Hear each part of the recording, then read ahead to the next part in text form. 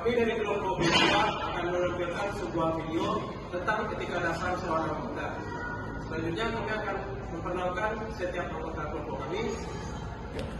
Saya Muhammad Haikal Aziz sebagai narator. Saya Arfaulian Gusira sebagai epilog dan editor. Saya Jeffrey Wana sebagai Dr. Jeffrian. Saya kedua selaku yang jadi pasien. Saya Nova Rizkullah sebagai dokter Nova. Perkenalkan saya Dina Cita. Saya Syafika Jovi. Kami sebagai epilog. Saya Diani Marjali. Saya berperan sebagai apoteker. Perkenalkan saya Nabila Pramatullah. Saya Diana Nurafifa. Kami sebagai perawat. Perkenalkan saya Nabila Syakira Ardian. Saya berperan sebagai istri pasien.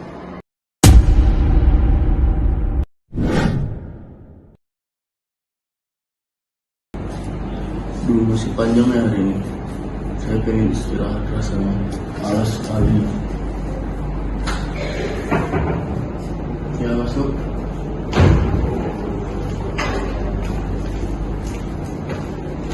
Permisi dok, ada pasien lagi atas nama Pak Amar. Ya, sudah masuk. Baik.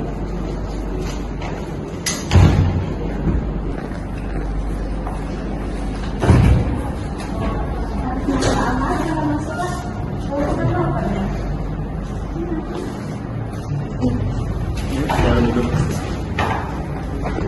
Dengan bapak siapa? Amar Pak, Itu bapak berapa? 25 tahun Bapak tinggal di mana? di Kota Padang, Pak. Kerjaan bapak apa? Polisi Pak. Bapak datang lagi dengan keluar apa? Mual, sesak nafas, sama pandangan saya udah mulai rabun Pak. Gimana tuh? Udah masuk 5 hari. Kalau sama itu gimana? Seberapa hari? Sama dong, sesak nafas ini Ada keluar dari bapak? Oke, baru itu sudah saya rasa. Ada bapak sudah sekarang berdua. Kok nggak diperiksa dok? Kalau ibu, ini dari gejala yang telah suami jelaskan ini, saya sudah menilai penyakitnya telah dialami ibu.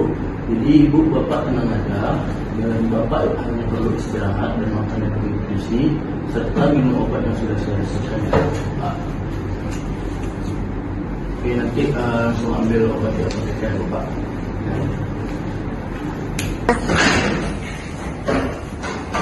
Bu, ini resepnya.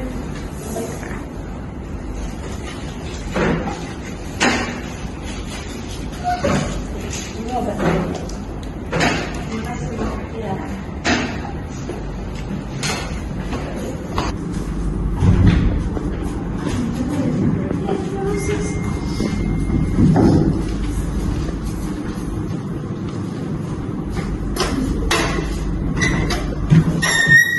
Dok, ini bagaimana dok? Kok suami saya malah makin kayak gini? Jangan dulu Bu. Sebelum bisa ditaruh itu video apa keluar bapaknya Itu sebelumnya? kemarin dia diperiksa sama dokter Novel yang tolol itu. Apa ya? Nggak diperiksa langsung dikasih obat aja, terus makin parah kayak gini jadinya. Jadi Bu, saya periksa TV dulu ya Bu. Iya cepat. Silakan.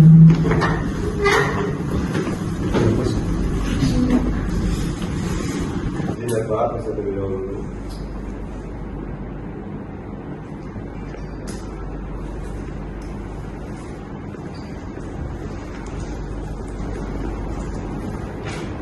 Kita mau lihat.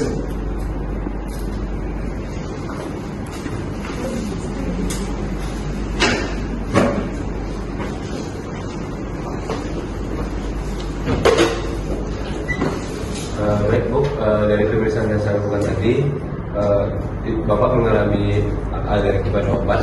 Jadi selanjutnya saya akan memberikan obat anti alergi pada Bapak yang mungkin selama beberapa hari ini Bapak harus istirahat dan tidak keluar dari rumah dan tidak beraktivitas di rumah. Terima kasih dok. Iya, terima kasih.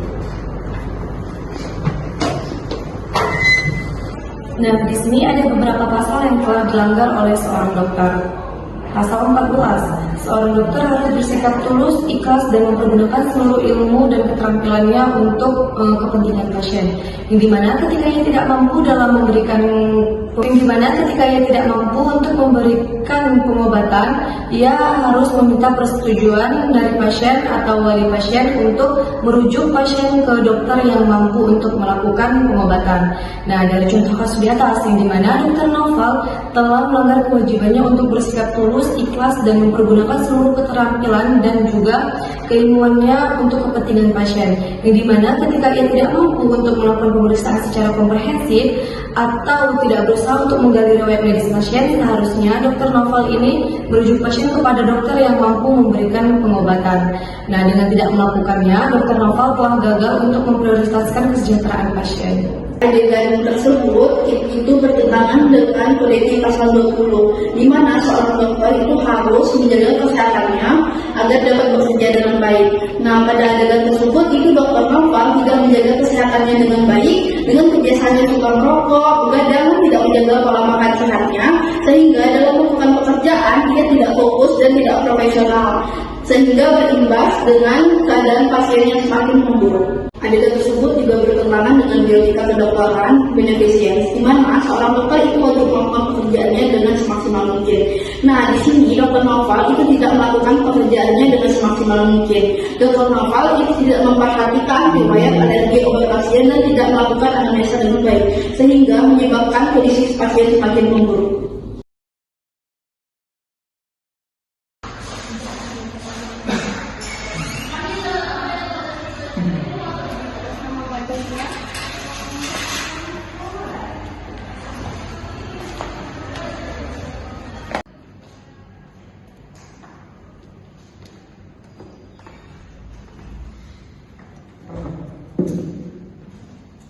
Pada ini saya sarankan untuk melanjutkan terapinya selama 1 bulan ke depan, dan untuk hasilnya nanti kita evaluasi lagi. Terima kasih dok, saya merasa juga ada perbaikan di tubuh saya. Bu Siti juga mendukung saya untuk terus melanjutkan terapi ini dan melanjutkan saran dokter. Ya betul, kami juga percaya dengan penanganan dan penjelasan dari dokter.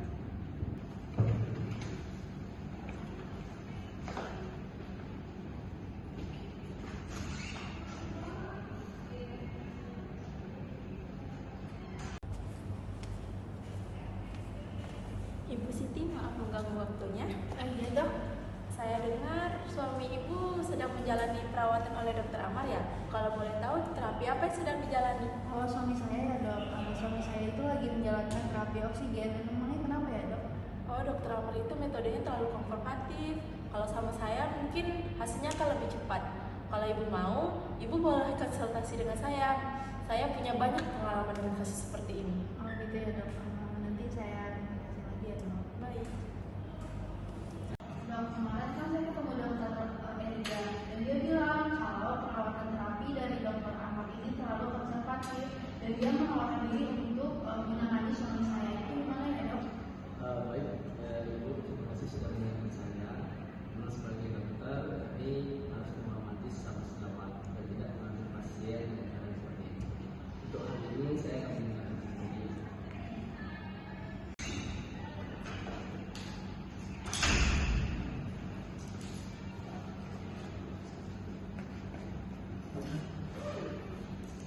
Dok, saya mendengar dari keluarga pasien saya bahwa Anda menggunakan mereka dan merendahkan kepercayaan saya. Hal itu sudah melanggar dari Kode Etik Kedokteran Indonesia dan prinsip dokter. Saya hanya memberi sudut yang lain dokter Ahmad. Lagi pula, saya yakin metode saya lebih baik. Namun dok, Anda telah melanggar prinsip konfidensi atau lagi pula pasien itu berhak mendapatkan informasi tanpa harus ada tekanan atau penolakan. Baiklah, saya akui saya salah. Saya terlalu agresif. Saya minta maaf dokter Ahmad. Baik.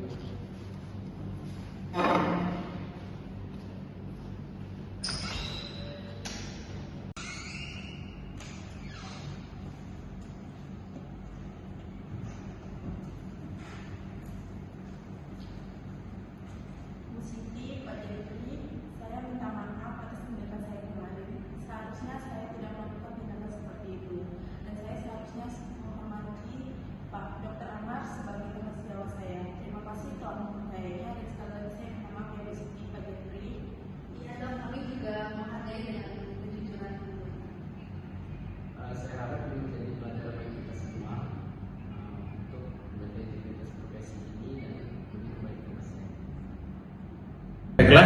dari kejadian tersebut kita bisa mengambil ilmu dari kode etik dasar. Yang pertama itu pasal 18, yaitu seorang dokter harus memperlakukan teman sejawatnya sebagaimana ia ingin diperlakukan. Dari video tersebut, Dr. Elia tidak menghormati dan mempercayai bagaimana Dr. Amar bekerja untuk merawat pasien tersebut.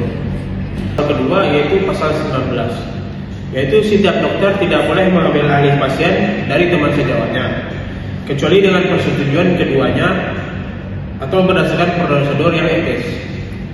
Ya, secara tidak langsung mengambil pasien Dr. Amar dengan sengaja tanpa ada persetujuan dari kedua belah pihak maupun dari persetujuan dari pasien. Baiklah, itu saja yang dapat kita ambil pasal dari kode etik. Sekian dari kami, terima kasih.